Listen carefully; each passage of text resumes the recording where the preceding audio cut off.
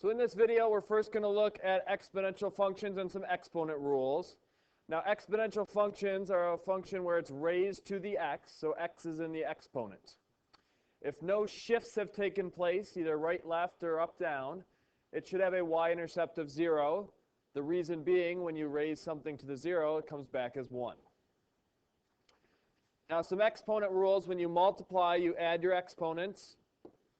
So, for example, x squared times x to the third should give you x to the fifth. When you divide, you subtract the exponents. So if you had like x to the seventh over x to the fourth, you get x to the third. And if you have an exponent outside of the parentheses, you would multiply the exponents. So we have x squared in parentheses all raised to the third. That would give you x to the sixth. And one fourth rule is if you have something inside and outside there's an exponent, everything gets raised to that power. So like if you had 2x all to the third, the 2 gets raised to the third and the x gets raised to the third, so that gives you 8x to the third. And that's a common error when you have a coefficient there, that 2. People often forget to raise that to the power as well.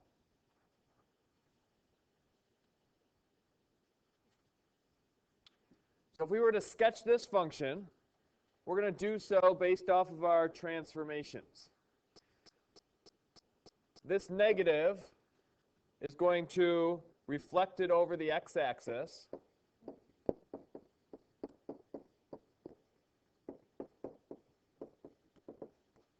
And then this 3 is going to shift it up 3.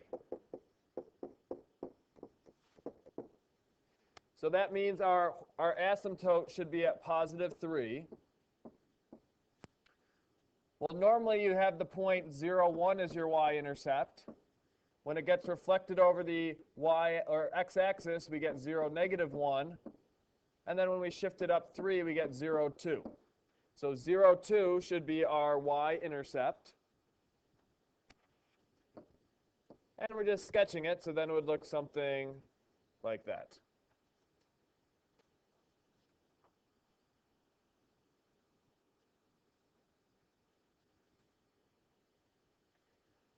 We say that a function is 1-to-1 if it never takes on the same value twice. So that means it doesn't have the same y value twice. Or in other words, y's do not repeat themselves. In this graph of x cubed, no y repeats itself, and you can tell that by doing the horizontal line test.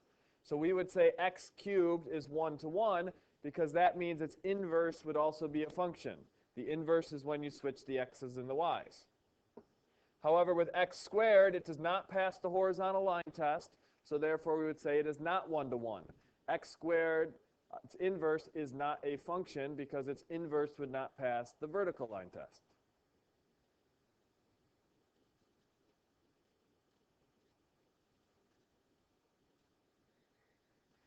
Speaking of inverses, so the inverse flips the points. The x becomes the y becomes the x. So if you had, say, 1, 2 in the original, 2, 1 would be a point in the inverse. And here they're showing you with 2, 3, and 3, 2. If you want to find the equation of the inverse, you switch the x's and y's. Let's imagine this is y equals x cubed. To find the inverse, we'll flip-flop them, so we'll have x equals y cubed. And then we'll have to get y by itself. So we'll take the cubed root. So y would equal the cubed root of x. So that is our inverse function. That negative 1, the f negative 1 of x, that means f inverse of x. And you've seen that probably most frequently with your inverse trig functions, inverse sine, inverse cos, inverse tangent, when you're trying to find an angle.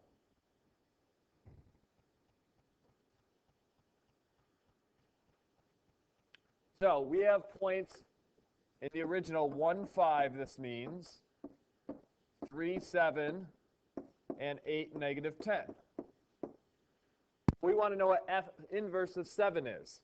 Well, that means in our inverse we have the point 7 comma something.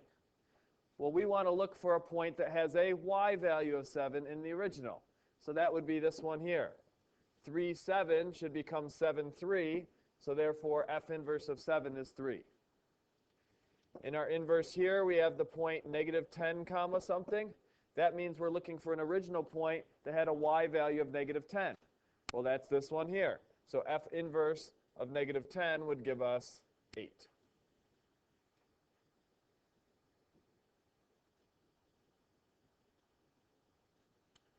Now, a common mistake is people think f inverse means move it to the denominator in the fraction.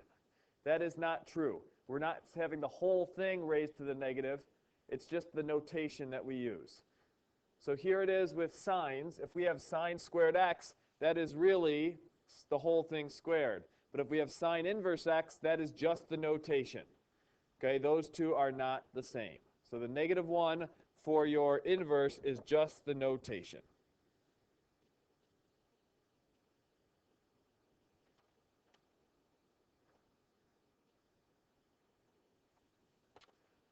All right, we're going to solve for x here. Remember, natural log is really saying log base e of x equals 5. To solve, we will just switch to exponential form. So that's going to be e to the 5th, because your base is always a base. It'll then be raised to what's by itself, and it will equal the x. Now, this does not say to round or anything, so e to the 5th is actually our final answer.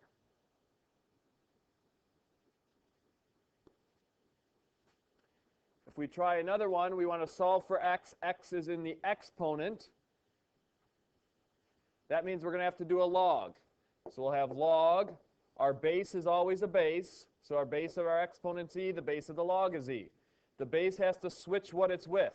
So the base will now be with 10, and it will be equal to 5 minus 3x. Well, then I would suggest to rewrite log base e as what we normally see it as, ln. So ln means the natural log. So we have natural log of 10 equals 5 minus 3x. And then we'll work to get x by itself. So we'll subtract the 5 over. We'll have natural log of 10 minus 5 equals negative 3x. And then we'll divide by negative 3. So in the end, we will get x is equal to the natural log of 10 minus 5 over negative 3.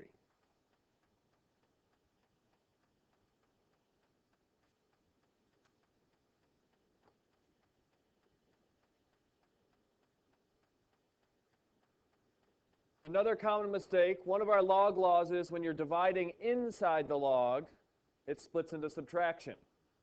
That is not true if it's two separate logs dividing each other. So here, the 3 over 2 is inside the fraction, which is why it becomes subtraction of two separate logs. Here, it's two separate logs that are dividing each other. This we could write, some of you may have seen change of base formula before. That we could write as log base 2 of 3, and that would be equivalent.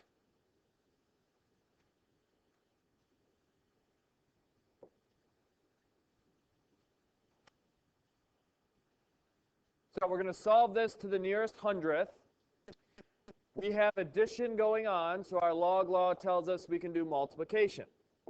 So this is going to be natural log, and on the inside, we'll multiply the x and the x plus 1. So if we distribute that, we'll get x squared plus x, and this will be equal to 2. Well, I think it's helpful to see before we switch forms that natural log is really log base e. And now it's easier to change to exponential form. So we'll have e to the second equals x squared plus x. And if you bring everything on one side, that would be 0 equals x squared plus x minus e squared. Now they want us to find this to the nearest hundredth. So there's a couple ways that you could do that. You could put it in a calculator in a graphs page, and you could do menu analyze graph zeros to see when it crosses the x-axis. The other way is you could do quadratic formula.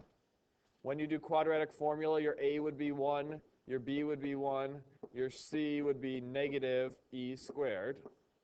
and then you would just type it all in the calculator because we're rounding to the nearest hundredth. When you do either of those, you would end up getting negative 3.26 or 2.26. Now, whenever you're solving a log, you have to check and make sure your answer is in the domain. The inside of our log always has to be a positive number. Well, if we take that negative 3.26 and plug it in for either of our x's, in both cases we get a negative, so we have to reject that one. But when you put in the 2.26, you get back a positive number. So that is one that we can keep.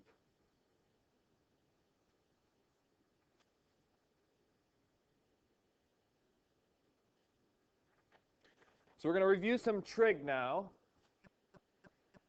Sin x in words, we have opposite over hypotenuse. Cosecant of x is the reciprocal of that, so we have hypotenuse over opposite. Cos x is adjacent over hypotenuse. Secant is the reciprocal of that, so we have hypotenuse over adjacent. Tan x is opposite over adjacent. Cotangent's the reciprocal of that, adjacent over opposite.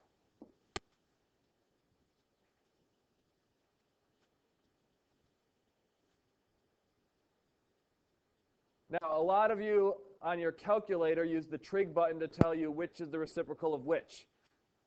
Well, when you're not allowed your calculator, you won't be able to do that. So the way I always remembered in high school is that the first letters were opposites. S and C are opposite, C and S. And then cotangent and tangent, that's the easy one to remember because it's got the same word in there.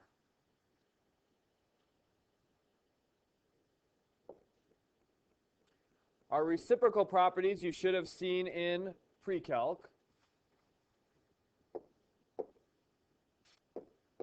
That's that cosecant x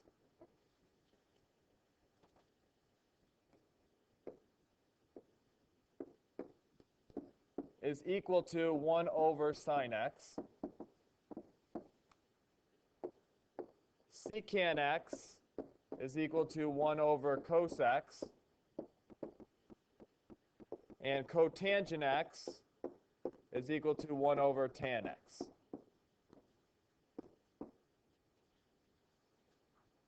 Okay, and that's the same thing as saying our hypotenuse over opposite, hypotenuse over adjacent, adjacent over opposite, all those ones.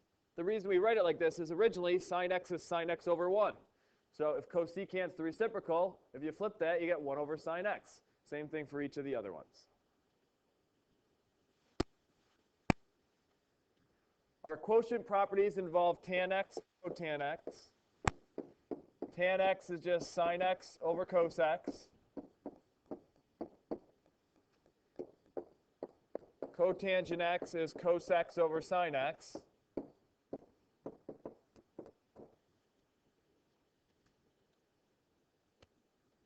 And it makes sense because cotangent's the reciprocal of tan, that if tan is sine over cos, cotangent is just that flipped.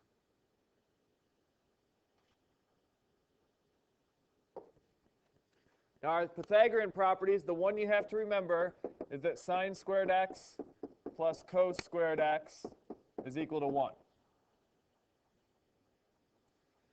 Well, if we take that off to the side,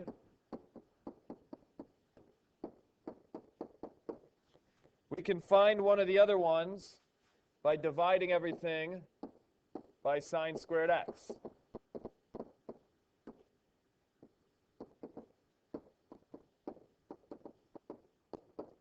A sine squared x divided by a sine squared x is just a 1. A cos squared x divided by a sine squared x, that would be a cotangent squared x. And a 1 over a sine x is a cosecant squared x.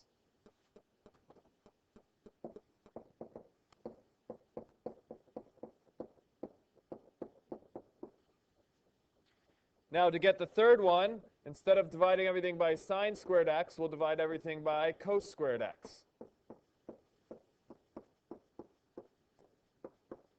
A sine divided by a cos would be a tan, so we'll have tan squared x, plus cos squared divided by cos squared is 1. 1 over cos squared would be secant squared x. And those are our three Pythagorean properties. Now you could rearrange those too. Sometimes you see that cos squared x is 1 minus sine squared x, or that sine squared x is 1 minus cos squared x, and similar ideas for the others. But these are the three main setups for them.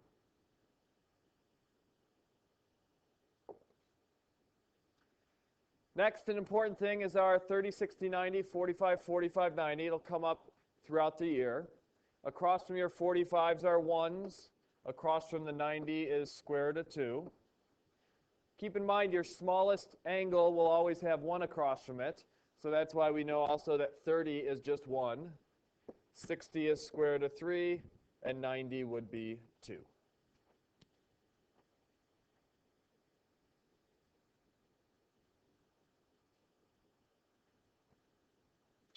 That's all for this video. We'll see you next class, period.